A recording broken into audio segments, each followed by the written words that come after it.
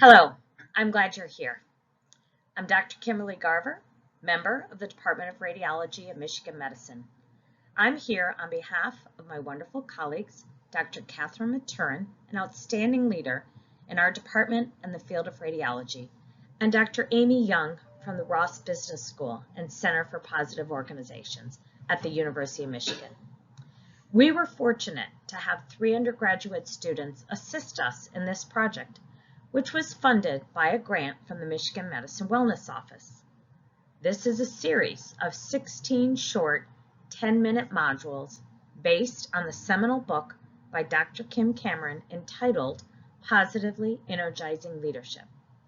Dr. Kim Cameron is one of the 3 founders of the Center for Positive Organizations, which is trying to change the world of work into a more life-affirming, humane place, while at the same time producing often dramatically higher performance. We have one introductory module that shares the principles of what positive energizing leadership is and what it can do. The next 15 modules discuss one leadership attribute that was found across many different industries to be empirically validated to improve workplace well-being and performance.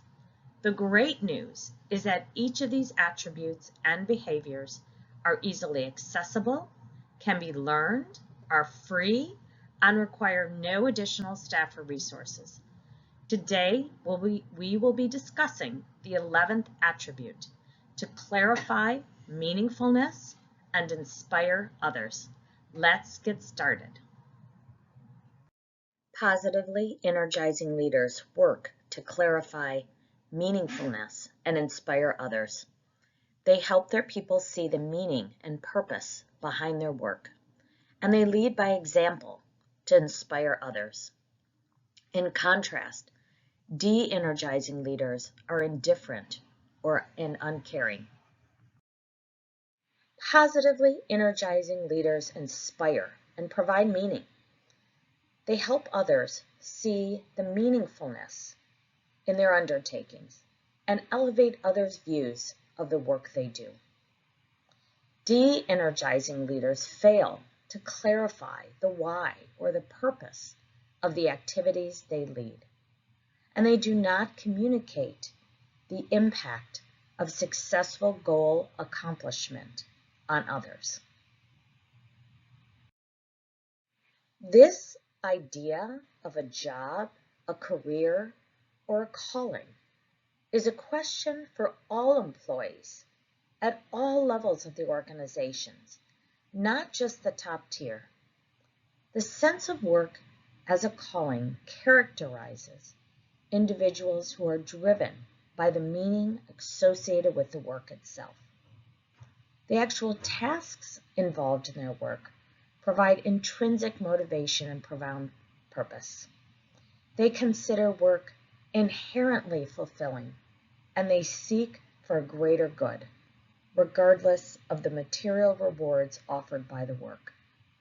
Their work possesses a sense of meaning that reaches beyond personal benefit or the acquisition of reward. For example, an environmental services worker for the hospital may view themselves in a job cleaning up the rooms, as a career as part of the care team, or as a true calling providing a critical service to keep patients safe from infection and to provide a special human touch as they visit each room. Dr. Cameron found in his research that clarifying purpose and meaning is very beneficial for employees in an organization. Helping employees connect the dots to see the purpose and meaning of their work increases commitment, effort, engagement, empowerment, happiness, satisfaction, and fulfillment. It also decreases stress, depression, turnover, absenteeism, dissatisfaction, and cynicism. Dr. Seligman, the father of positive psychology, introduced this idea of the PERMA framework in 2012. And it's really the secret sauce that describes how to thrive at home and work throughout our lives. PERMA includes P for positive emotions, such as joy, gratitude, hope, love, compassion, amusement, awe, appreciation, contentment, and acceptance.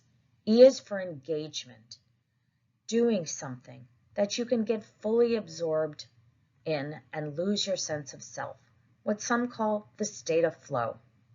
R stands for relationships, which is a basic social and survival need to connect with others and belong to a community where we feel supported and loved.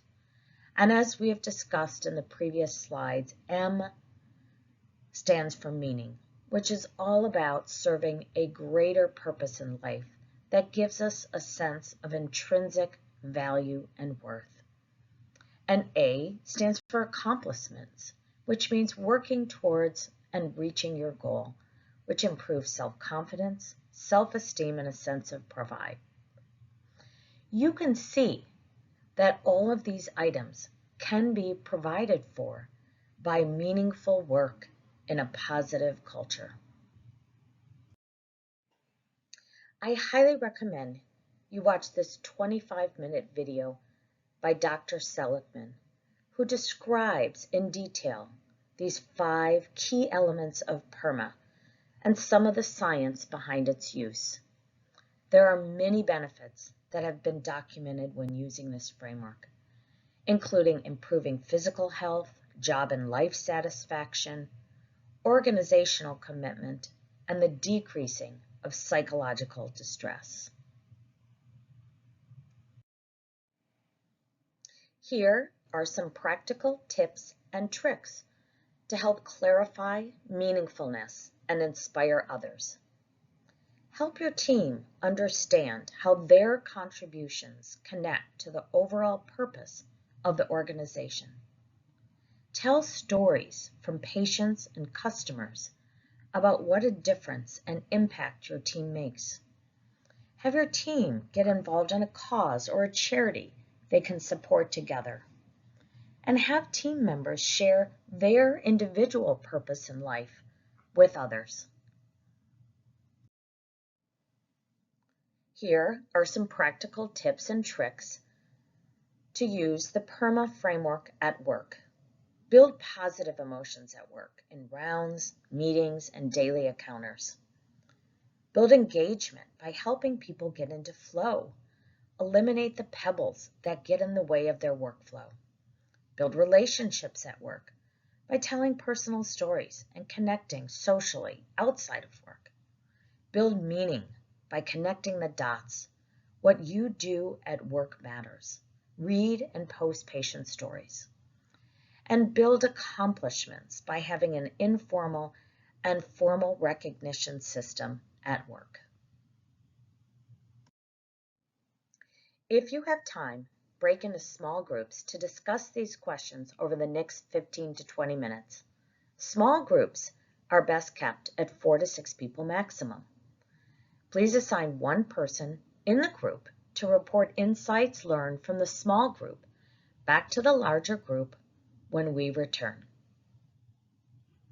What did you learn that resonated with you? What did you learn that challenged or surprised you? What suggestion will you implement for yourself? What suggestion will you implement in your work setting with others?